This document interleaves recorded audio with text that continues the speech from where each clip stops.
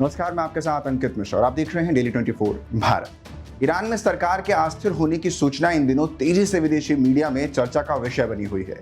Media reports के अनुसार, अगर मीडिया रिपोर्ट्स की बात करें, विदेशी मीडिया जो है तो वो मुज्तबा खोमेनी को ईरान का नया सर्वोच्च नेता चुना गया है, ऐसी जानकारी निकलकर सामने आ रही है। मुज्तबा खोमेनी ईरान के सर्वोच्च नेता अयतुल्लाह अली खोमेनी के दूसरे नंबर के बेटे हैं।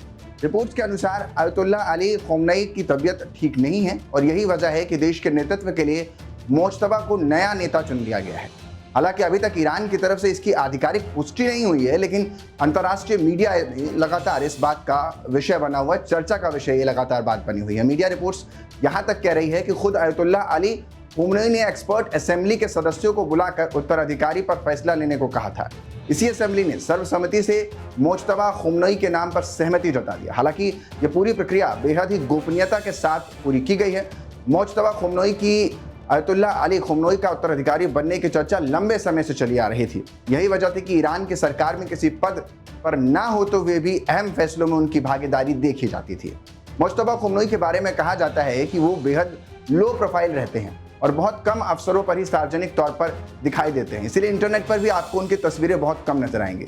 मुज्तबा खोमेनी का जन्म साल 1969 में ईरान के मशहद में हुआ था। दरअसल ईरान की सरकार में मुज्तबा खोमेनी का गहरा प्रभाव है और कहा जाता है ईरान की खुफिया और सशस्त्र सेनाओं में मुज्तबा खोमेनी के करीबी शामिल हैं। मुज्तबा खोमेनी ईरान इराक में हुए युद्ध में भी भाग ले चुके हैं। मुज्तबा खोमेनी ने धार्मिक शिक्षा हासिल की है और वो इस्लामिक मामलों के जानकार कहे जाते हैं, लेकिन उनकी गिनती शीर्ष स्तर के धर्म गुरुओं में नहीं होती।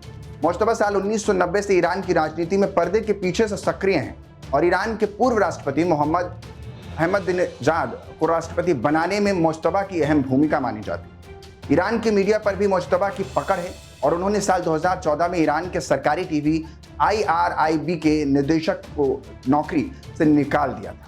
यानी आप सोच सकते हैं शासन प्रशासन में कितनी गहरी और मजबूत पकड़ इनकी रही है। ईरान में जब साल 2009 में विरोध प्रदर्शन हुए तो उन्होंने सख्ती से कुचलने के पीछे मुज्तबा का ही दिमाग माना जाता है। उस दौरान कई लोग मारे भी गए थे। गौरतलब है कि ईरान के सुप्रीम नेता अयतुल्लाह खोमेनी 85 साल के हैं और उनके गंभीर रूप से बीमार होने का दावा अंतर्राष्ट्रीय मीडिया में किया जा रहा है।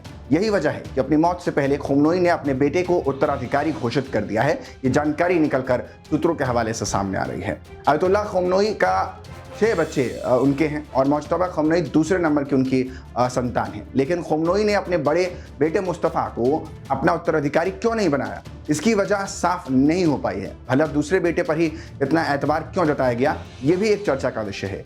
ईरान में सर्वोच्च नेता की पदवी एक धर्मगुरु को ही मिल सकती है, लेकिन मौजूदा सुप्रीम लीडर अली खोमेनी को सर्वोच्च नेता बनाने के लिए इस नियम में थोड़ा संशोधन भी किया गया था, क्योंकि वो धार्मिक नेता नहीं थे।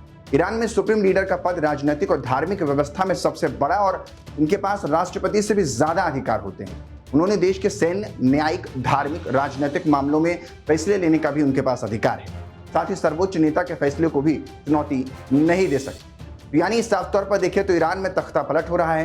दूसरी तरफ कई अंतर्राष्ट्रीय मीडिया तो यहाँ तक दावा कर रहे हैं कि इसके पीछे कहीं डोनाल्ड ट्रंप और उनकी सरकार जो आगे चल करके अमेरिका का हस्तक्षेप ईरान और इराक में देखा जाता है, कहीं उनकी रणनीति के तहत तो नहीं है। लेकिन इन सब के पीछे सबको इंतजार है कि ईरान के मौजूदा सर्वोच्च नेता, जिनको कहा जा रहा है कि बीमार है, उनकी तस्वीर बाहर आए और आधिकारिक तौर पर ऐलान हो जाए। लेकिन इन सब के बीच ईरान में सत्ता संघर्ष साफ तौर पर देखा जा रहा है।